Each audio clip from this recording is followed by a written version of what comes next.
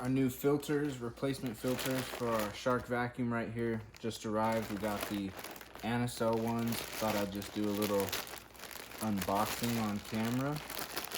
You guys can see how it all comes packaged. I know I like to see that and see all the filters themselves. Sometimes it's just super helpful to see the product up close before you get it. So here's a look at this filter that goes right here in the front of the vacuum. And then you got another one of those right there.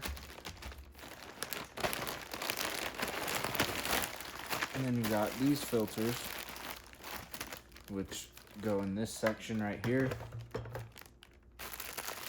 There's actually two pieces inside of here. So you've got the main piece of foam right here, and then this piece with a little pull tab to make it easy to grab. So yeah, these look and feel just like all my other filters. So should be pretty solid.